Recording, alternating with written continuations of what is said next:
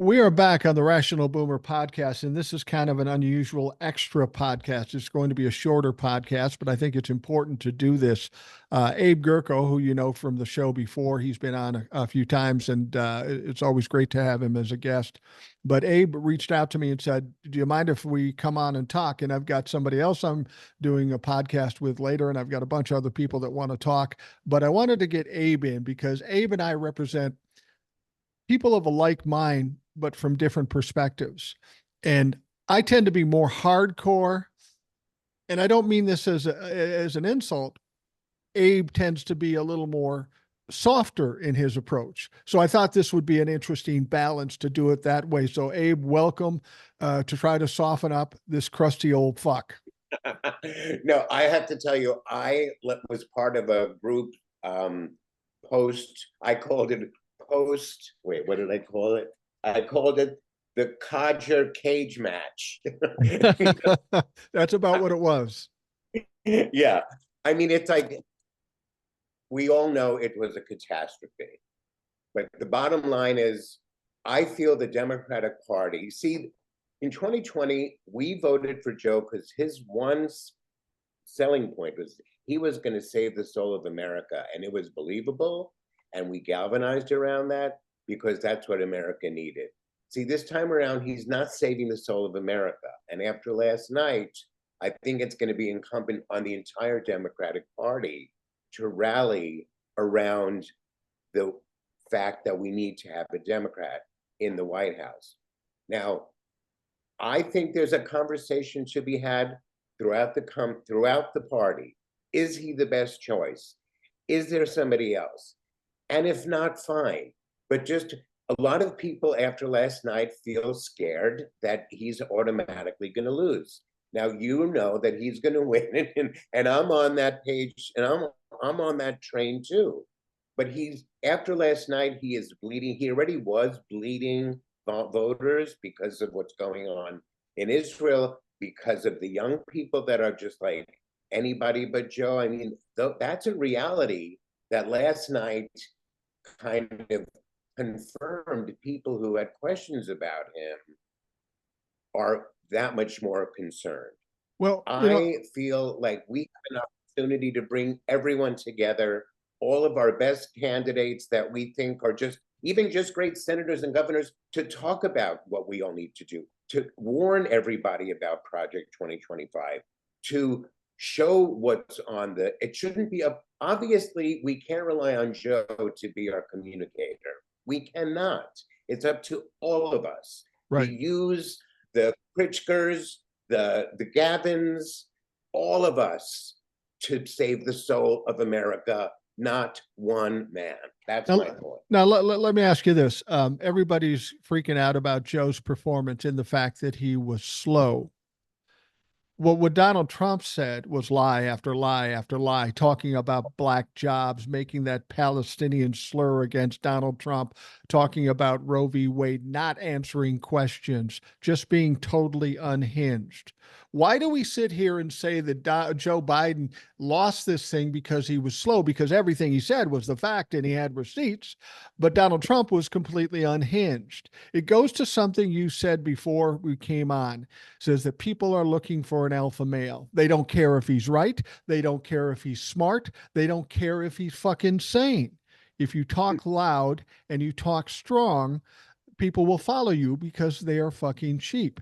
And this is where people have to open up their minds a little bit and use their big boy and big girl thinking caps as opposed to being strictly emotional. That was my complaint about this thing. People who are reacting now, they're coming to my page saying, well, if you can't see Donald Trump or Joe Biden was a disaster and we need to get him pulled out of there and put somebody in. That's all emotions. That's all reaction. And when you go strictly out of emotions and strictly out of reactions, you fuck up every time. There has to be a point where you step back and say, okay, here are the facts. This is what we've got, and this is our choices.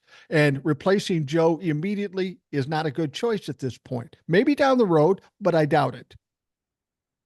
However, I'm saying at least let's engage in the conversation. Let's not, I just feel like we know that the Trumpers drank the Kool-Aid, right? and it's him no matter what. But I think we should be drinking the Kool-Aid for Democrat, period. If it's Joe, he has my vote. I am no different today after last night than I No, was leading into the 2020 election. It's no. no, I'm a never Trumper.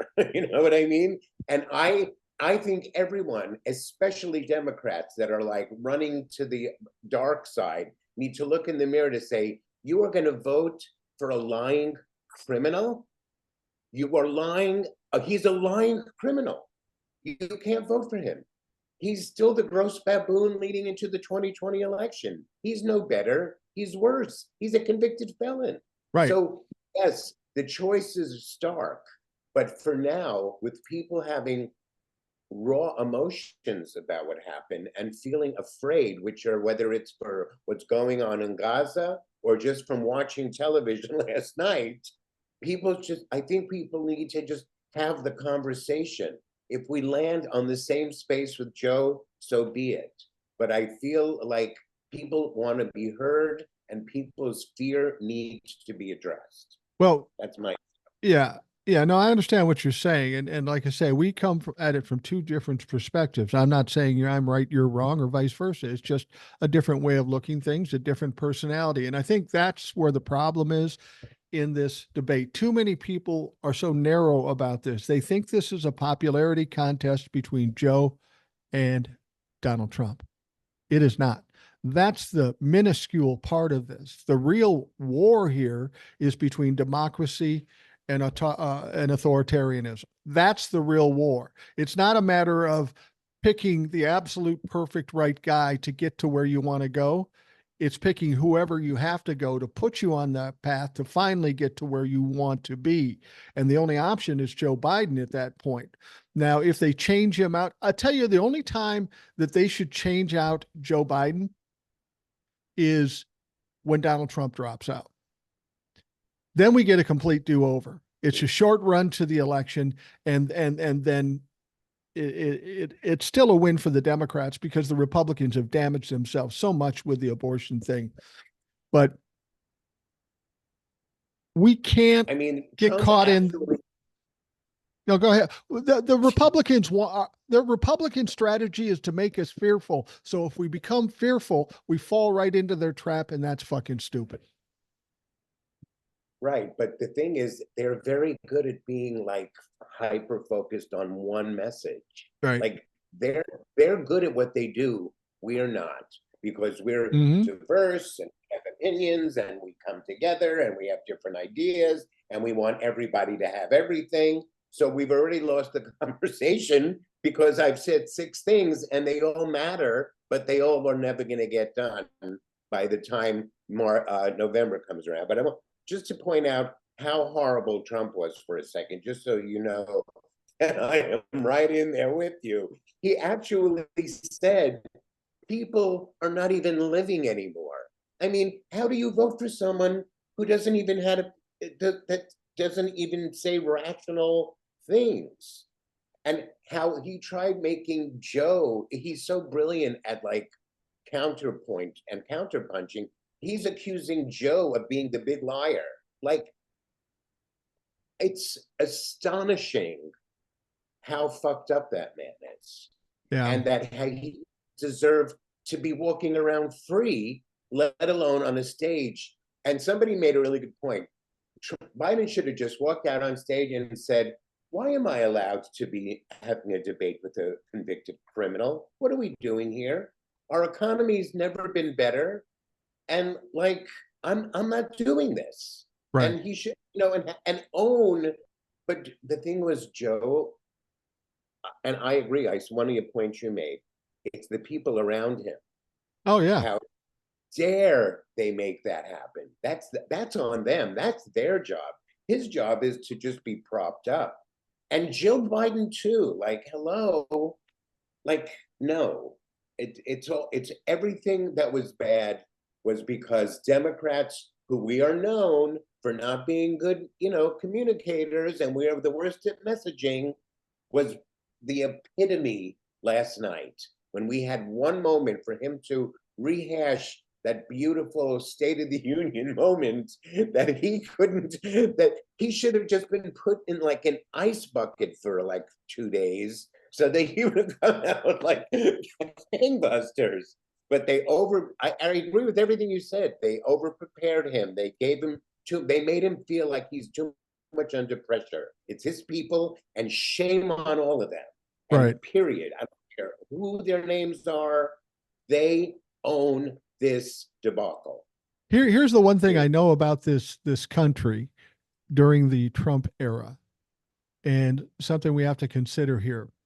Donald Trump had scandal after scandal. And after every scandal, there was a new scandal, and they forgot completely about the past scandal. We've forgotten about Stormy Daniels until the trial came up. We weren't even thinking about that. The Right. people of this country have short memories. The next shiny thing will capture their attention, and that will be the focus. And in less than 2 weeks, Donald Trump is going to be sentenced to 34 felony convictions.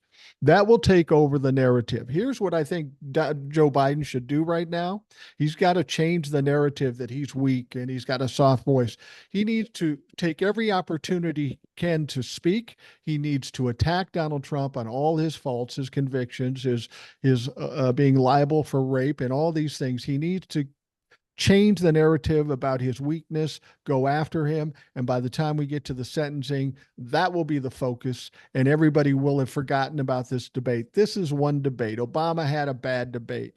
It, people make it too important because in the big scheme of things down the road, it's not going to fucking matter.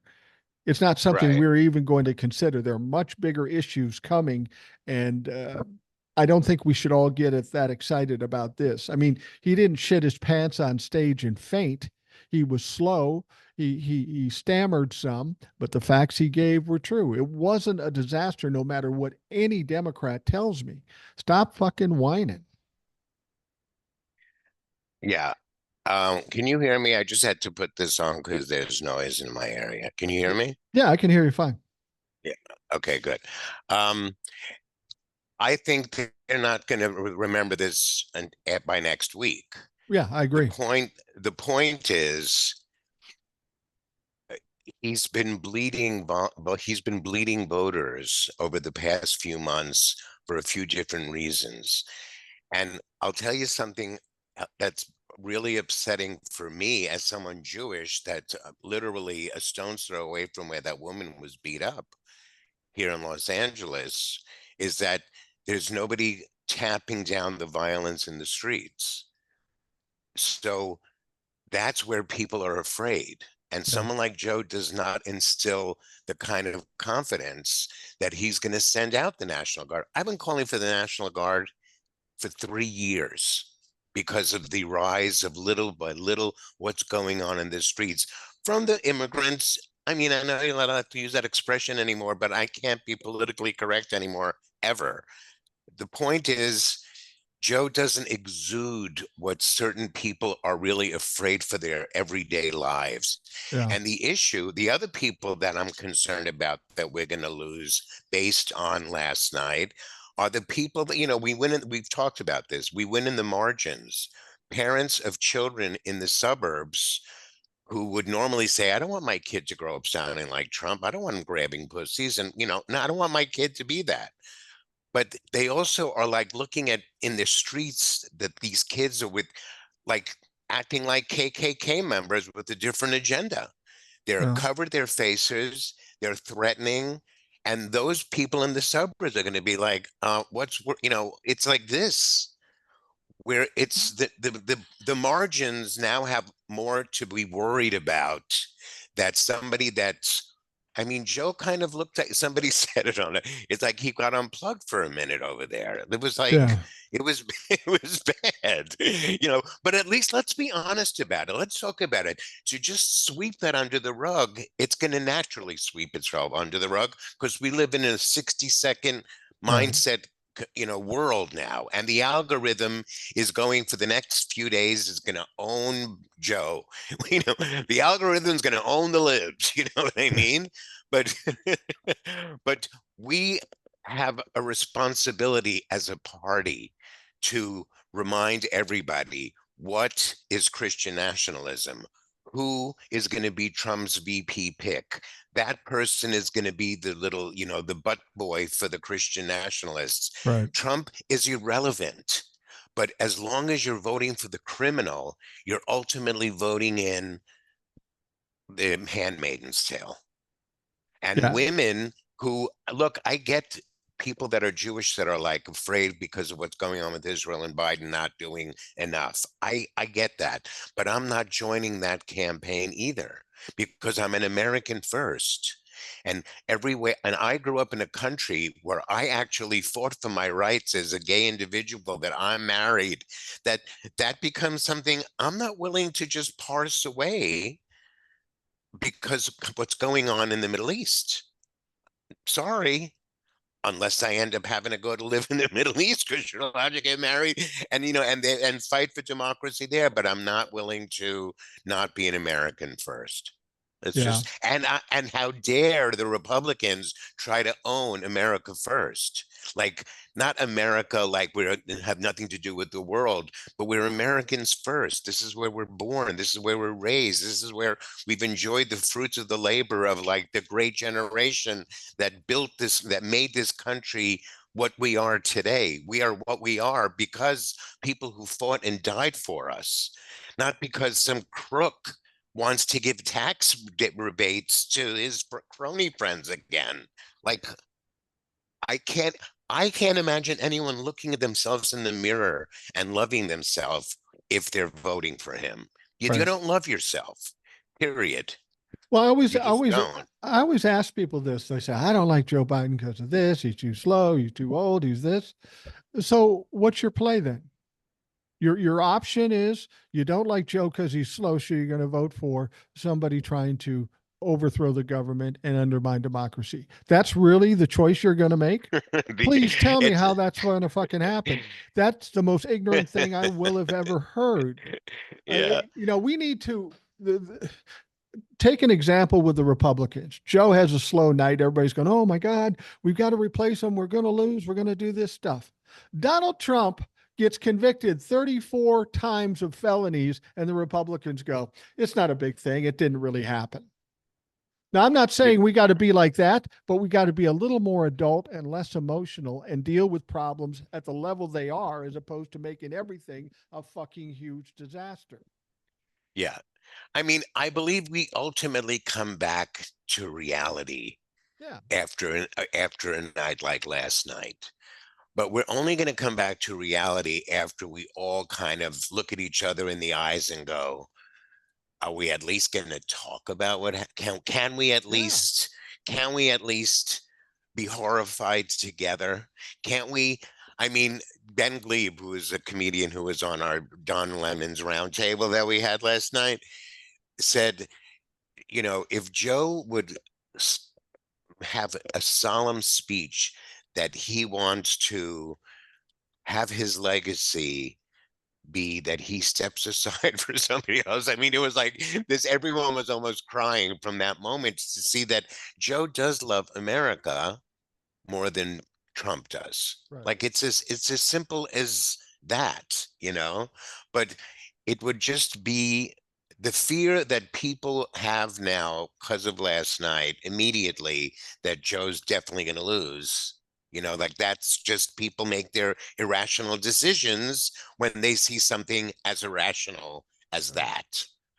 that until we're going to have to now. That's why, as a community, we're going to need to pull people back slowly in steps. It's not everyone's going to see things as clearly as you, and as convinced as you, and as honorable as you. They're just not. And Well, these are people who are staunch Democrats who are afraid.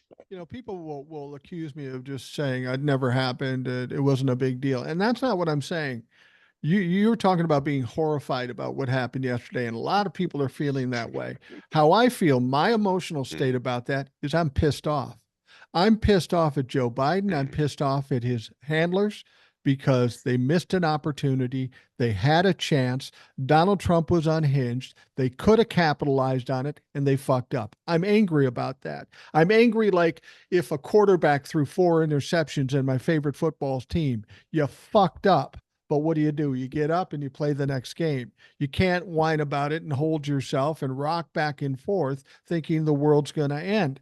I'm angry with Joe Biden for doing that. I'm angry with his handlers for allowing him to do that. They had an opportunity and they fucking blew it. I'm not saying Joe did a great job. I said he did the best job he could that night, but that may not be the best job he can do overall. He's better than that. We've seen him better than that. And the fact that he didn't come prepared, that pisses me off. Well, too prepared, but I have to just throw in a little bit of a joke based on what you said, is that my sister always says, Democrats never miss an opportunity to miss an opportunity. And I that's will agree with exactly you. what happened. I will But agree with you. yeah, yeah, be mad. And it's almost like that movie Network. Remember? I'm so mad. Remember the guys, remember the movie Network? And if you haven't seen it, this is the moment to go see that Yeah, movie absolutely. because we're all mad and we're not going to take it. And the only way we're not going to take it is if we allow a lying criminal to walk into the White House.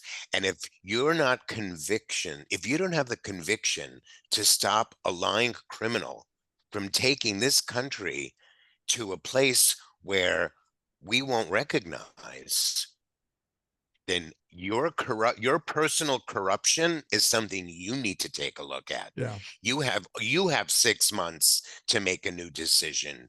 You have time to rethink this fear that you're allowing to take you to a place where a convicted lying criminal, and it's the same thing, and here's another thing that's always made me mad since this whole idea, these never Trumpers, those Republicans that became never Trumpers, like now they're just folded into the Democratic Party and have jobs on our media networks. Right. You know what I mean? But like, what did they really do to make a statement about? They could have from 2016, they could have started building the independent party. There was so much more that those people could have done so that now I'm a never Trumper, you Right. know what I mean? And that's where I am now. And that's where I will be. And that's where I was in 2020. That's what built my platform here on social media, because it was like, what better way to say I won't be silent than voting? And in Right. this particular situation, once again in 24, we are at the same precipice. We vote for Joe Uber alles. And Uh, that's pretty much it. we're getting toward the end here. I know you got short time. We're going to go about a half hour here. We're at 22 minutes. I just want to bring this up and get your perspective of this. Um, I think the biggest failure last night wasn't Joe Biden. It was of CNN. CNN Mm, did yep. what every other media outlet, left and right alike, since 2015, let Donald Trump spew absolute ridiculous, phony, lie garbage, and they didn't do anything to stop it. They didn't do anything to fact check him. And at the same time, I will say Joe had plenty of opportunities to stick it to him and didn't do it. He wasn't in a position or in a condition to do it. But the media has to take a lot of responsibility for Donald Trump. I've said before, I think he has got to be the president because the left side media gave him a bunch of free time and gave him a certain amount of credibility. And then when they do have him on stage or one of his surrogates on stage, they let him say whatever they want and they move on. Somebody needs to push back. Somebody needs to ask the questions, put them in the corner, and make them back up their bullshit. But they never do. And for that, I wasn't watching CNN anyway, but I have no respect for CNN, Jake Tapper, or Dana Bash. I wouldn't watch those pieces of shit for Shame the on them. horrible job they did. Yeah. Two things. The one thing I have agreed with Donald Trump about for now years is that the media is our enemy. It started when they gave him unlimited airtime. It continues that. But then again, MSNBC is equally guilty. Yeah. It's all day long. Trump, Trump, Trump. I've watched so much less news. It's like the other day I clicked in just to watch Rachel Maddow for a few minutes, and she was talking to Amy Klobuchar, and they were talking about women's issues and the abortion, and I thought to myself, you know what? In 2016, 55% of white women voted for Trump, which is why we did not get Hillary. Right. And I think that we need to be concerned with not every woman is a one issue voter around women's rights, women's body rights. And I think that the Karens of America are going to work are going to work hard to get him back in there. They all want him to grab their pussy. I've never seen anything like this. Look, I think you be you, I will. Mike, I will. and I'll be me. And as long as we both end up at the same point, as long as our destination is the same, that's what's important. It's a matter of getting people that are on your train to stay on your train, and mine to kind of bring along back home. You know what I mean? That's my point. I think what we can say here is that if a Democrat out there is upset and worried and scared and all this stuff, if you need a hug, you better call Abe. I'm not going to be much fucking help to you. Yeah, let me know. I gotta go. Won'tbesilent.com just in case. If you guys, my book's out, shameless plug. But I just really did need to talk to you because I've been seeing all your posts this morning, and I'll send you the link to the thing we did last night. I'd That's like on to see it. Yeah. YouTube. It's really good. I'll send it to you now. All right. Be Well, good. thank you. Have a great day. I'll keep we have plenty more to talk about over Yeah, the next few we months. we've got plenty more to talk about, and this was kind of at the last moment we did No, it. thank you for humoring me. I just needed to talk to you. Thank you for coming on the show. So Abe Gurko, he comes on from time to My time. pleasure. He has a great perspective. He has a great following, and he's a smart man. And I like the kind of counterbalance between he and I. So I want to thank all of you for listening. We've got more podcasts coming up. This is an extra one. I hope you have a great day, and we'll talk to you again soon.